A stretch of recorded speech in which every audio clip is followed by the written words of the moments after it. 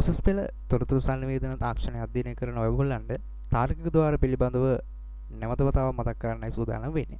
තාර්කික ద్వාර අංකිත පරිපථ ක්‍රියාත්මක වීමේදී ඉතාමත්ම වැදගත් වෙනවා. අංකිත පරිපථ ක්‍රියාත්මක වෙන මৌলিক අවස්ථා දෙකක් තියෙනවා. ඒ තමයි එකක් පරිපථය ඔන් වීම, ඊට පස්සේ ඒ පරිපථය ඕෆ් වන අවස්ථාව. ඒතර තාර්කික ద్వාරයකින් කරන්නේ මේ ට්‍රාන්සිස්ටර් පද්ධතිය තුළ තියෙන මৌলিক තාර්කික කාර්යයන් සිද්ධ කරන එක තමයි මේ තාර්කික ద్వාර මගින් සිද්ධ කරන්නේ. මෙහෙම ට්‍රාන්සිස්ටර් භාවිතා කරලා නිර්මාණය කරගත්ත මේ ద్వාර තාර්කික ద్వාර විදියට හඳුන්වන්න පුළුවන්. එතකොට ඔන්න මৌলিক අවබෝධයක් අපි ඉදිරි පාඩමේදී අපි ඉස්සෙල්ලා කතා කරා. ඉතින් ඔබට ඒක නරඹන්න පුළුවන් වෙන්න හැකියාව තියෙනට ඇති. ඊට පස්සේ අපි මৌলিক තාර්කික ద్వාරයන් සහ ඒ තාර්කික ద్వාරයන් පිළිබඳව අධ්‍යයනය කරන්නට ඕන. දැන් මම කිව්වා මৌলিক වශයෙන් තාර්කික ద్వාර කොටස් දෙකක් යටතේ වර්ග කරනවා කියලා. එකක් තමයි මৌলিক තාර්කික ద్వාර. අනිත් එක තමයි සංයුක්ත තාර්කික ద్వාර. තව සාර්ව ద్వාර කියලා කොටසකුත් තියෙනවා. අපි ඒක පස්සේ කතා කරනවා. මේ දැනට මේ කොටස් දෙක කතා කරනවා. ඒ කියන්නේ මৌলিক තාර්කික ద్వාර සහ සංයුක්ත තාර්කික ద్వාර කියන කොටස් දෙක. විශේෂයෙන්ම තාර්කික ద్వාර ගැන සාකච්ඡා කරනකොට තාර්කික ద్వාරවල තියෙනවා පුතේ මৌলিক ලක්ෂණ කීපයක්. ඒ මৌলিক ලක්ෂණ කිහිපය මුලින්ම අඳුර ගන්නට ඕන.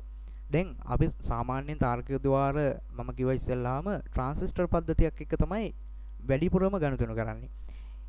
ඒ වගේ තාර්කික ద్వාර ටික අපි වෙන වෙනම අධ්‍යයනය කරනකොට මේ තාර්කික ద్వාරවල තියෙන ලක්ෂණ කීපයක්. ඒ ලක්ෂණ කීපයත් අපි වෙන වෙනම අධ්‍යයනය කරන්නට ඕන. දැන් මුලින්ම කිව්වොත් එහෙම ආදාන එකක් හෝ කීපයක් තියෙන්න පුළුවන් මේ තාර්කික ద్వාරවල. නමුත් ප්‍රතිදාන එකක් පමණක් තියෙනවා. එක් කාරණාවක් තමයි ආදාන එකක් හෝ කිහිපයක් තියෙන්නට පුළුවන්. නමුත් ප්‍රතිදාන එකක් පමණක් තියෙනවා. සමහර අවස්ථාවලදී එක් ආදානයක් වරකට 1 හෝ බිඳුව කියන අගය ලබා ගන්නවා. එක් ආදානයක් වරකට 1 හෝ බිඳුව කියන අගය ලබා ගන්නවා. ඒ වගේම තමයි සෑම තාර්කික ద్వාරයකටම ඊට ආවේනික වෙච්ච සංකේතයක් තියෙනවා. ඒ වගේම ඒකට ආවේනික වෙච්ච කාර්යයක් තියෙනවා. ඒ වගේම ලබාගත් ආදානයට අනුව ඊට ආවේනික කාර්යයන් සිද්ධ කරලා ඒ අදාළ ප්‍රතිදානය ලබා දීමත් මේ තාර්කික ద్వාර වලින් සිද්ධ කරනවා. හොඳයි. ඊළඟට අපි බලමු මේ තාර්කික ద్వාර මৌলিক තාර්කික ద్వාර කොහොමද වර්ගීකරණය කරන්නේ කියලා. මৌলিক තාර්කික ద్వාර වර්ගීකරණය කිරීමේදී ඉස්සෙල්ලාම කියන්න ඕන නොට් ద్వාරය, ඇන්ඩ් ద్వාරය සහ ඕ ద్వාරය කියලා කොටස් තුනක් යටතේ අපි සාකච්ඡා කරනවා. එතකොට අපි මේවට බේසික් ලොජික් ගේට් කියලා කියනවා. නැත්නම් මৌলিক තාර්කික ద్వාර කියලා කියනවා. ඉතින් මේවා ගැන පිළිබඳව එකින් එක අධ්‍යයනය කිරීම තමයි ඊළඟට කරන්න සූදානම් වෙන්නේ. හරි. අපි එහෙනම් බලමු මৌলিক තාර්කික ద్వාරවල තියෙන පළවෙනි ద్వාරය මොකක්ද කියලා. හරි. මේ තමයි නොට් ద్వාරය. නොට් ద్వාරය. ඔබට පැහැදිලි වෙනවා ඇති මේ සංකේතය තුලින් නොට් ద్వාරය කියන්නේ මොකක්ද කියලා. දැන් මෙන්න මේක තමයි සංකේතය. මම අර ඉස්සෙල්ලා කිව්වා වගේ ආවේනික සංකේතයක් තියෙනවා. සෑම රූප සටහනක්ම බලන්න මේ හොඳින් බලන්න. සෑම රූප සටහනකම මේ වගේ ආවේනික සංකේතයක් තියෙනවා. මේ තමයි නොට් ద్వාරයට අදාළ ආවේනික සංකේතය. ඔබට පේනවා ඇති මෙතන තියෙනවා බිඳුව කියන අගය. ඊට පස්සේ මේ බිඳුව තුලින් අපි කියනවා ඉන්පුට් එක. ඔව් මෙන්න මේ තියෙන මේ කොළ පාට තද කොළ පාට වර්ණය සහ මේ කොටු කරලා තියෙන මේ බිඳුව කියන අගය ඉන්පුට් එක නැත්නම් ඒක ආදානය කියලා කියනවා. මේ රවුම් කරලා තියෙනවා ඔබට පේනවා ඇති නිල් පාටින් රවුම් කරලා තියෙනවා ඔබට මේ අගය පේනවා ඇති ඒක බිඳුව.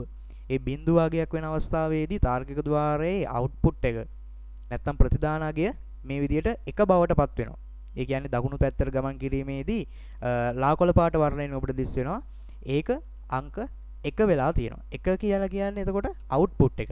එතකොට මේ අර අපි කතා කරපු ඒ ඉන්පුට් අගේ බිඳුව වෙන අවස්ථාවේදී මේ ద్వාරයේ තුල තියෙන මේ ප්‍රතිදානගය එක බවට පත් වෙනවා. ඒ වගේම තමයි ඊළඟ ద్వාරයට ගියොත් එහෙම අපි ඊට ඉදිරිපස්ස යන සංකේතයට ගියොත් එහෙම මේක තියෙන්නේ අර ක්‍රමයට ප්‍රතිවිරුද්ධ ක්‍රමයක්.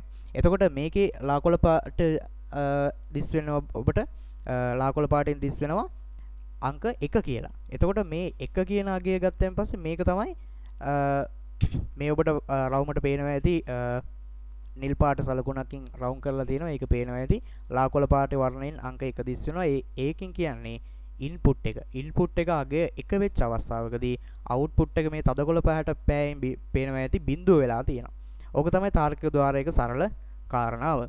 ඊට පස්සේ අපි බලමු මේ තාර්කික ద్వාරවල තියෙන ලක්ෂණ මොනවද කියලා මෙන්න මේ කියන නොට් ద్వාරයේ තියෙන ලක්ෂණ මොනවද කියලා. ඇත්තටම නොට් ద్వාරයේ තියෙන ලක්ෂණයක් තමයි එක් ආදානයක් පමණක් තියෙනවා. එක් ආදානයක්. දැන් ඔබට ඊහත රූප සලහනේ දකින්නට ඇති එක් ආදානයක් පමණයි තියෙන්නේ. ඒ ආදානය එක් වර්ගකට බිඳුව හෝ එක අගේ ගත් අවස්ථා දෙකක් ඔබට පෙන්නවා. හරි. ආදානය අසත්‍ය නම් මේකේ ප්‍රතිදානය සත්‍ය වෙනවා. ඒකෙන් කියන්නේ ඔය රූප සලහන බලපාම තේරෙනවා අපිට එක් ආදානයක් සත්‍ය වෙනකොට අනිත් ආදානය ප්‍රතිදානය මොකද වෙන්නේ? අසත්‍ය වෙනවා.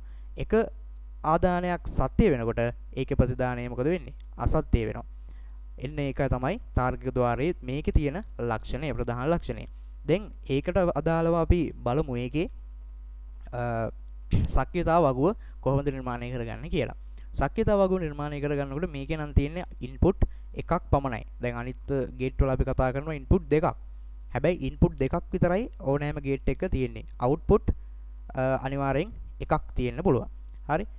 ඉතින් මෙහෙම ගත්තයින් පස්සේ ඔන්න එක් ආදානයක් පමණක් ලබා ගන්නවයි කියලා පැහැදිලිව කිව්වා. ඒ වගේම ආදාන සත්‍ය නම් ප්‍රතිදානය අසත්‍ය වෙනවා. ඒ වගේම ආදානය සත්‍ය වෙනවා නම් ප්‍රතිදානය අසත්‍ය වෙනවා. දැන් මේකේ ගත්තොත් එහෙම දැන් ඔබට පේනවා ඇති ඉන්පුට් අවුට්පුට් කියලා කොටස් දෙකක් තියෙනවා. ඉන්පුට් අගේ බිඳුව වෙච්ච අවස්ථාවකදී අවුට්පුට් අගේ එක බවට පත් වෙනවා. එහෙනම් මේකේ ප්‍රතිඵලය වෙන්නේ මොකක්ද? බිඳුව නම් එකයි. ඒ කියන්නේ මොකක්ද? එක් ආදානයක් පමණක් ඇත. ආදානය අසත්‍ය නම් ප්‍රතිදානය සත්‍ය වේ. ආදානයේ ඉන්පුට් එක බිඳුවයි අවුට්පුට් එක එකයි. ඒ කියන්නේ සත්‍යයි කියන එකයි මේ කියන්නේ. ආදානය සත්‍යයි. ඔන්න එක. නමුත් ප්‍රතිදානය මොදලා තියෙන්නේ අසත්‍ය වෙලා. ඔන්න පැහැදිලි ඇති. ඊට පස්සේ අපි යනවා AND ద్వාරයට. AND ద్వාරයේ සංකේතය තමයි ඔබට මේ දිස් වෙන්නේ. එතකොට AND ద్వාරයේ සංකේතය NOT ద్వාරයට වඩා ටිකක් සංකීර්ණයි. ඒකේ බැලුව බැලමට ආදාන කොටස් දෙකක් පෙන්වුම් කරන ඒ වගේම ප්‍රතිදාන කොටසකුත් පෙන්වනවා. ඔබට A B C කියලා කොටස් තුනක් පෙන්වනවා. A කියන කොටස තුලින් කියන්නේ ආදානය, එක ආදානය, B කියන කොටසෙන් පෙන්වන්නේ දෙවෙනි ආදානය, තුන්වෙනි කොටස C කියලා කියන්නේ අවුට්පුට් එක නැත්නම් ප්‍රතිදාන අගය එක බවට පත් වෙලා තියෙන ස්වරූපයක් ඔබට පේනවා මේ සංකේතය තුල. මේ සංකේතය හොඳින් ඇසල හුරු කරගන්නට ඕන. එතකොට තමයි අපිට ඉදිරි පාඩම සාර්ථකව කරගන්න පුළුවන් වෙන්නේ. එතකොට මේක තමයි AND ద్వාරයේ සලකුණ. ඊට පස්සේ අපි යනවා AND ద్వාරයේ තියෙන විශේෂ ලක්ෂණ මොනවද කියලා බලන්න. AND ద్వාරය ගත්තාම ආදාන දෙකක් හෝ ඊට වැඩි ප්‍රමාණයක් තියෙන්න පුළුවන්. දැන් ඔබට ඊට රූප සටහනේ දකින්න පුළුවන්කම තියෙන්නේ නැති ආදාන දෙකක් තියෙනවා. ඒ වගේම ඊට වැඩි ප්‍රමාණයක් තියෙන්නත් පුළුවන් ප්‍රශ්නයක් නැහැ. ඒ වගේම තව ලක්ෂණයක් තියෙනවා. ඒ තමයි ආදානයන් සියල්ලම සත්‍ය වුණාට පස්සේ ප්‍රතිදානය සත්‍ය වෙනවා. ආදානයන් සියල්ලම සත්‍ය වුණාට පස්සේ ප්‍රතිදානය මොකද වෙන්නේ? සත්‍ය වෙනවා. ඒ කියන්නේ මේකේ ශක්්‍යතාව වගුව ඇඳුත් එම අපිට සත්‍ය වෙන අවස්ථා ගන්න පුළුවන් පුතේ එකයි. එක සත්‍ය වෙන අවස්ථාවක් තමයි ලබා ගන්න පුළුවන් වෙන්නේ. දැන් බලමු අපි ඒකට අදාළව තියෙන ශක්්‍යතා වගුව කොහොමද ගන්න කියලා. දැන් ඔබට පේනවා ඇති මේ කහපාට තීරුව තුල පෙන්නලා තිනවා input A B output y සමානයි a.b කියලා. මෙන්න මේ කොටස් ටික ඔබට පේනවා ඉතින්. අපි ගත්තොත් එහෙම A කියන අවස්ථාව බිඳුව අගයක් ගත්තොත් B කියන අවස්ථාව බිඳුව අගයක් ගත්තොත් නැත්නම් ඕෆ් තත්වයේදී මුනොත් එහෙම ඒකේ අවුට්පුට් එක මොකක්ද වෙන්නේ? ඒත් බිඳුවයි. ඒ කියන්නේ ඕෆ් තත්වයක්. අපි සරල උදාහරණයක් ගත්තොත් එහෙම ජල ටැංකියකින් ජලය නිකුත් වෙනකොට කරාම දෙකක් අපි සවි කරලා තියෙනවා නම් ඒ කරාම දෙක තුලින් අපි ගන්න ජලය වෑල් දෙකක් සවි කරලා තියෙන අවස්ථාවක වෑල් එකක් ඕෆ් තත්වයේ තියෙනකොට අනිත් වෑල් එකත් ඕෆ් තත්වයේ තියෙනකොට ඒකේ අවුට්පුට් එක බිඳුවයි වගේම ඒ කියන්නේ ජලය නිකුත් වෙන්නේ නැහැ වගේම මෙන්න මේකෙත් ඉන්පුට් දෙකක් තිබ්බාට අවුට්පුට් එක ඉන්පුට් එක බිඳුව වෙන අවස්ථාවකදී අවුට්පුට් එක බිඳුවක් බවට පත් වෙනවා. හොඳයි. ඊට පස්සේ බැලුවොත් එහෙම අපිට තියෙනවා A කියන අවුට්පුට් එක ඉන්පුට් එක බිඳුව වෙනි අවස්ථාව. B කියන ඉන්පුට් එකත් එක අවස්ථාව. නමුත් ඒකේ අවුට්පුට් එක ඒ කියන්නේ ප්‍රතිදානාගය බිඳුව බවට පත් වෙලා තියෙනවා. දැන් ගත්තොත් එහෙම ඊළඟ කොටස තුන්වෙනි තීරුව බලන්න. තුන්වෙනි තීරුවේ තියෙනවා ඉන්පුට් එක A කියන කොටස 1යි. B කියන කොටස බිඳුවයි. නමුත් ඒකේ අවුට්පුට් එක මොකද වෙලා තියෙන්නේ? බිඳුවක් වෙලා. ඒ කියන්නේ ඕෆ් තත්වයටපත් වෙලා. එතකොට අර තර්කය හරිනේ. ආදානයන් දෙකක් ආදානයන් සියල්ලම සත්‍ය වූට පමණක් ප්‍රතිදානය සත්‍ය වෙනවයි කියන කතාව. එතකොට ඔන්න බිඳුවයි කියන අගය. එතකොට ඊළඟ හතරවෙනි තීරුව ගත්තොත් එහෙම ඔන්න 1 ආදානය 1. ඊට පස්සේ B කියන කොටසත් ආදානය 1 වෙලා. එතකොට අවුට්පුට් එකත් මොකද වෙලා තියෙන්නේ? 1 බවට පත් වෙලා තියෙනවා. ඔන්න ඇන්ඩ් ద్వාරයේ සරල ශක්්‍යතා වගුව. ඊට පස්සේ අපි යනවා ඊළඟ ద్వාරය. ඒ තමයි ඕ ద్వාරය. තුන්වෙනි ద్వාරය තමයි ඕ ద్వාරය. ඔබට පේනවා ඇති සංකේතය ඕ ద్వාරයේ සංකේතය ඇන්ඩ් ద్వාරයට වඩා ටිකක් වෙනස් හැඩයක් ගන්නවා ඇන්ඩ් ద్వාරයට වඩා. ඉතින් මේකේ ඔබට පේනවා ඇති A B C කියලා කොටස් තුනක් වර්ග කරලා තියෙනවා. ඒ වගේම බිංදු තුනකින් මේක දක්වලා තියෙනවා. A බිංදුවයි B බිංදුව C බිංදුව කියන කොටස් වලින් දක්වලා තියෙනවා. දැන් මේකෙන් කියන්නේ මේ ඔක්කොම ආදාන අසත්‍ය විදියට තියෙන්නේ. ආදාන අසත්‍ය වෙලා වෙච්ච වෙලාවක ප්‍රතිදානයත් අසත්‍ය වූ අවස්ථාවක් තමයි මේ දර්ශනය වෙන්නේ. ඊට පස්සේ අපි ගත්තොත් එහෙම ඕද්වාරයේ ලක්ෂණ ගත්තොත් එහෙම ඕද්වාරයේ තියෙන ප්‍රධාන ලක්ෂණ කිහිපයක්. එකක් තමයි ආදානයන් දෙකක් හෝ ඊට වැඩි ප්‍රමාණයක් තියෙන්නට පුළුවන්. ඒ වගේම ආදානයන්ගෙන් එක් ආදානයක් හෝ සත්‍ය නම් ප්‍රතිදානය සත්‍ය වෙනවා. එහෙම වුණ නැත්නම් ප්‍රතිදානය මොකද වෙන්නේ? අසත්‍ය වෙනවා. ඒ කියන්නේ මේකේ සත්‍ය වෙන අවස්ථා තුනක් අපිට බලන්න පුළුවන්. ආදානයන්ගෙන් එක් ආදානයක් හෝ සත්‍ය නම් ප්‍රතිදානය මොකද වෙන්නේ? සත්‍ය වෙනවා. එසේ ප්‍රතිදානය අසත්‍ය වෙන අවස්ථා තියෙන්නේ එකයි. දැන් ඔන්න බැලුවොත් එහෙම ඔබට පේනවා ඇති මේ කහපාට තීරුව තුළ ඉන්පුට් AB output y සමානයි a ධන b කියලා කොටසක් තියෙනවා. output එක විදිහට y සමානයි a ධන b කියන කොටස අපි ගන්නවා. input එක විදිහට a b කියන කොටස් දෙක ගන්නවා. එතකොට input එක තුළ බිඳුව කියලා a සහ b බිඳුව කියලා අගයන් දෙකක් පෙන්නනවා. output එක අවසානයේ බිඳුව බවට පත් වෙලා තියෙනවා. දෙවෙනි කාරණාව දෙවෙනි එකට ගියොත් එහෙම අපිට පේනවා බිඳුව ඊට පස්සේ එක කියන අගේ B එකේ ඉන්පුට් එක බවට පත් වෙලා තියෙනවා. නමුත් අවුට්පුට් එක එකක් බවට පත් වෙලා තියෙනවා. එතකොට තුන්වෙනි කොටසට ගියොත් එහෙම අපිට පේනවා A කියන එක ඉන්පුට් එක ඔන් තත්වයේ තියෙනවා. B කියන එක ඔෆ් තත්වයේ තියෙනවා. එතකොට ප්‍රතිදානය මොකද වෙලා තියෙන්නේ? එකක් බවට පත් වෙලා තියෙනවා. හතරවෙනි කොටස ගත්තොත් එහෙම A කියන කොටස එකක් බවට පත් වෙලා තියෙනවා. B කියන ඉන්පුට් අගය එකක් බවට පත් වෙලා තියෙනවා. අවුට්පුට් එකත් එකක් බවට පත් වෙනවා. දැන් ඔබට පැහැදිලි වෙනවා ඇති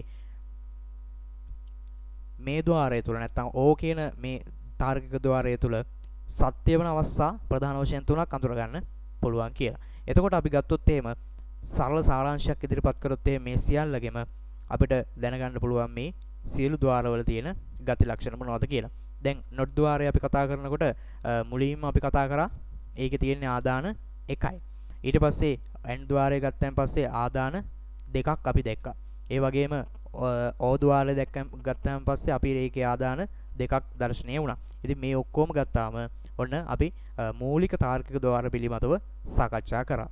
තමයි A level සහ O level යන විෂයන් ධාරාවන් දෙකේම ඉන්න අයට logic gate පාඩම තුළ ඒකාබද්ධ ద్వාර ඒ කියන්නේ සංයුක්ත තාර්කික ద్వාර combinational gates කියන පාඩම. ඉතින් මේක අපි ඉදිරියේදී අපේ channel එකට දාන්න බලාපොරොත්තු වෙනවා. ඉතින් ඔබට තියෙන්නේ ඒක නරඹන්න. ඉතින් නරඹලා අපේ channel එක subscribe කරන්න.